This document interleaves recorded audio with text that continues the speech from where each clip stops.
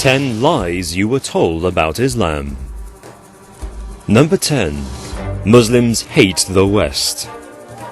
Online news publication Now the End Begins, which has over 150,000 followers, stated that all Muslim children are taught to hate the West. However, an extensive survey conducted by the Institute of Social Policy and Understanding contradicts this theory. The study involved asking 50,000 Muslims across 35 countries, "What do you admire most about the West?" Research found that this idea of widespread negative opinion toward the Western world is completely false, and only 2% of Muslims in Iran and 6% in Saudi Arabia said they admired nothing. Number 9. Terrorist training camps. Martin Moyer, founder of the Anti-Islam Christian Action Network, claimed that secret camps exist across America, training Muslims for terrorist activity. In his book, Twilight in America, he describes the town of Islamburg in New York that supposedly holds bunkers, automatic weapons, and an airfield where Muslims can receive training. Islamburg is in fact just a tranquil town of 40 families, founded in the 1980s by African American Muslims escaping racism from New York City. Moyer's claims were quashed by the New York State Police, who explained that the state police were invited to their lands. "I don't know any other place where, if something nefarious was occurring, they would willingly invite law enforcement officers to come and have lunch." Number 8. No-Go Zones. In January 2015, Katie McFarland, the national security analyst for Fox News, exposed the existence of 750 no-go zones across France. She revealed that the areas prohibit non-Muslims from entering and operate under strict Sharia law, where ambulances have access only by police escort. McFarland's statements were pure speculation, as these supposed no-go zone areas were simply towns that French authorities prioritized for urban renewal and state aid. Subsequently, the Paris City Council approved a lawsuit to sue Fox News for reporting such nonsense. Number 7. Islamic terrorist world domination. During his presidential campaign, Jeb Bush stated that the biggest threat today is Islamic terrorism. However, research conducted by the University of North Carolina found that out of the 190,000 Americans murdered since 9/11, only 37 deaths were linked to Islamic extremists. Moreover, Europol found that Islamists were responsible for just 0.7% of terror attacks in Europe between 2006 and 2013.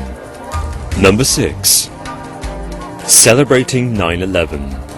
In 2015, as part of his presidential campaign, Donald Trump made a speech claiming that he saw TV footage of thousands and thousands of Muslims in New Jersey cheering as the World Trade Center was attacked. This controversial accusation prompted a media investigation into the matter, which found no video evidence. Jerry Spezial, the police commissioner of Paterson, New Jersey, which has the second largest Muslim population in the US, stated, "There were no flags burning, no one was dancing, that is totally false." Number 5. ISIS represents Islam. Father Douglas al-Bazi, a Catholic parish priest in Erbil, Iraq, stated that anyone who still thinks ISIS doesn't represent Islam, no, they are wrong. ISIS represents Islam 100%. In reality, ISIS is not just un-Islamic, it is anti-Islamic, and in the first 8 months of 2015, ISIS was responsible for the deaths of over 9,000 Muslims in Iraq alone.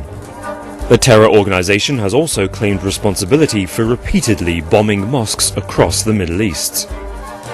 Number 4. Muslims support violence. The Center for Security Policy, a US think tank known for engaging in conspiracy theories, claimed that 25% of Muslim Americans support violence against other Americans. Donald Trump subsequently used this statistic during his presidential campaign. Closer investigation found that the center is run by Frank Gaffney, an identified anti-Muslim, and that a mere 600 people were interviewed during research. Extensive research conducted by the Pew Research Center identifies 1.6 billion Muslims in the world, of which only 0.006625% identify with extremism. Number 3. Only Muslims in Birmingham. In 2015, Fox News brought American journalist and supposed Islamic extremism expert Stephen Emerson onto the show. Emerson proceeded to claim that the city of Birmingham in England is entirely Muslim, and non-Muslims are banned from entering. Emerson's statement has been disproven by the UK National Office of Statistics, which states that only 14.5% of Birmingham residents are in fact Muslim. In response to the vastly incorrect claims, Prime Minister David Cameron said, "Frankly, I choked on my porridge and thought it must be April Fool's Day. This guy's clearly a complete idiot." Number 2. Muslim women are oppressed. Britain First, the far-right fascist political party, states that women are oppressed by Islam. Muslim women are expected to cover their entire bodies with a niqab or burqa. In fact, the Quran merely states that women should guard their modesty and does not order any particular dress. Moreover, the claim that Islam oppresses women is a sweeping generalization. In many cases, Muslim women are often highly educated, such as in Iran, where more women attend higher education than men. Number 1.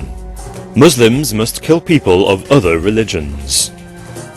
2016 Republican presidential candidate Ben Carson took to Facebook to voice his opinion that he would not support a Muslim president. He slandered Islam further, writing, "Under Sharia law, women must be subservient and people following other religions must be killed." The Quran specifically says the opposite, stating one who kills a non-Muslim person under protection will not even smell the fragrance of paradise. And, "Whoever hurts a non-Muslim, I shall be adversary to him on the day of resurrection."